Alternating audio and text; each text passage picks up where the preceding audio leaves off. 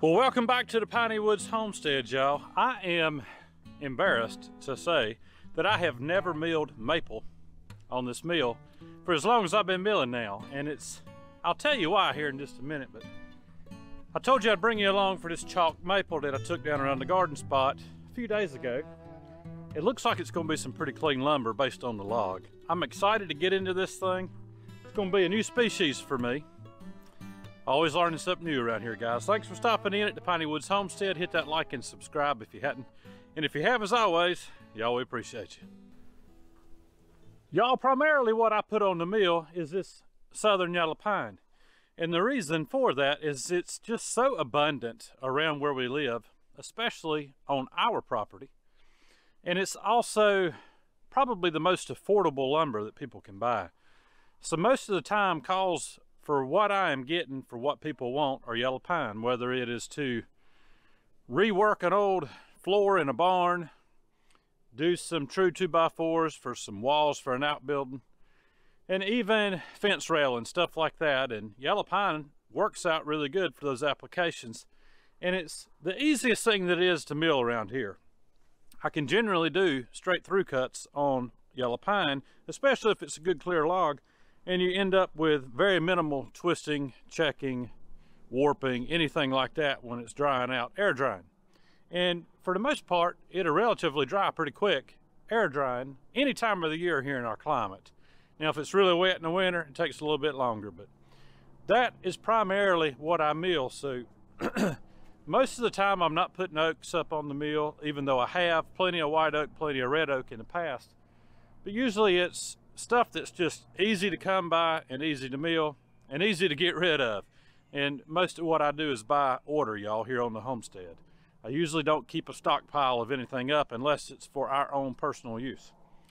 But today, the chalk maple, and I was confused the other day when I took it down. I was unsure if it was a silver or a chalk because the leaves ain't out this time of the year, and I really hadn't paid any attention over the years.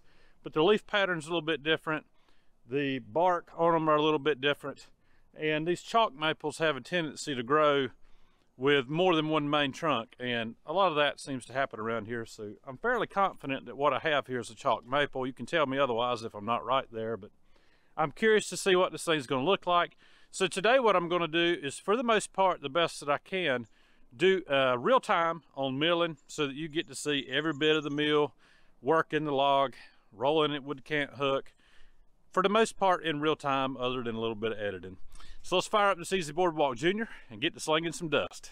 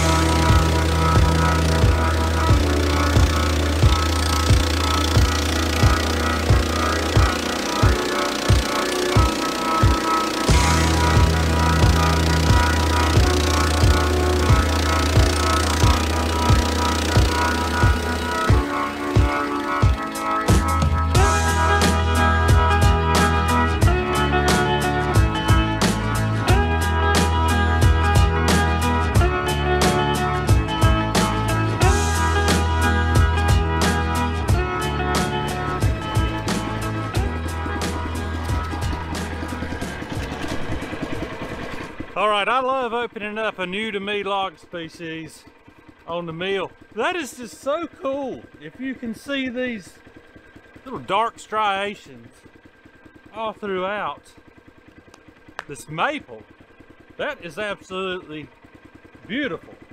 I can't wait to see what's on inside the heart. So let's go ahead and get this thing into a can.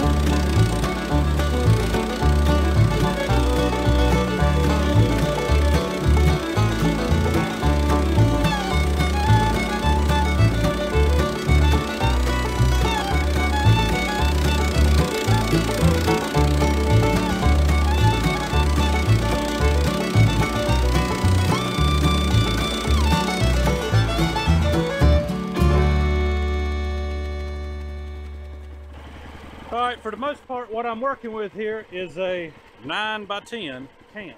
Once I got all the weighing off of it, still a little bit on one little side down here, but what I'm gonna try to do is get some boards out of the top, some wide boards before I get to the pith, and then I'll start rotating the cant, cutting more boards, working my way to that pith, trying to get all boards without that in it, just so it's going to dry a little bit better. Y'all, this thing is looking pretty sweet. I love these flecks in it. I don't know if that's part of the tree dying. I don't know what that is, because I've never milled one of these chalk maples, but pretty cool.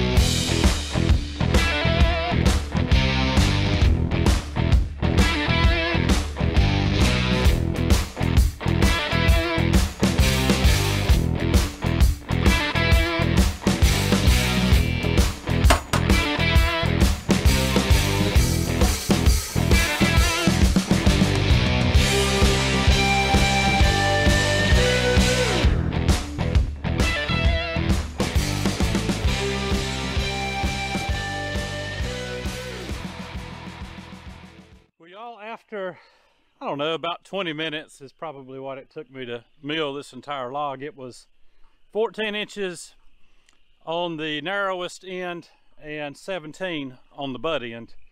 So I lost some in slabs, but I was able to keep 3 random pieces here that are square on one side, a little bit of live edge on the other, and they are 11 plus inches in width. All this is 1-inch boards. Ended up with 1, 2, 3, 4, 5 good, or I should say decent, 1x6s. There were some defects inside of this log. I don't know if you noticed, my bandsaw kept loading up a few times because I found some knots that were rotten in there. So a couple of these 1x6s have some holes in them. No big deal for somebody that's wanting to use it for an epoxy job or something like that.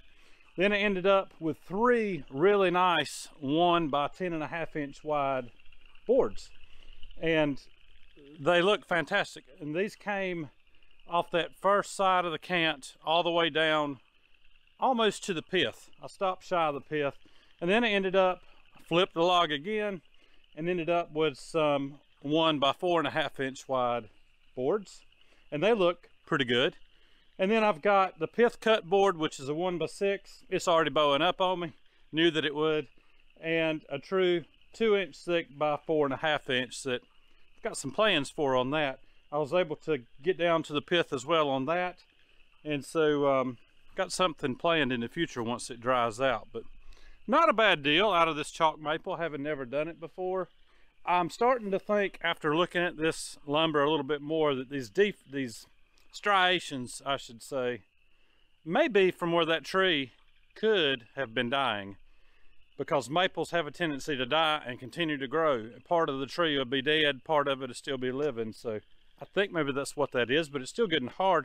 And it surprised me, y'all. I was expecting this to be soft like yellow pine or like poplar. It was much harder.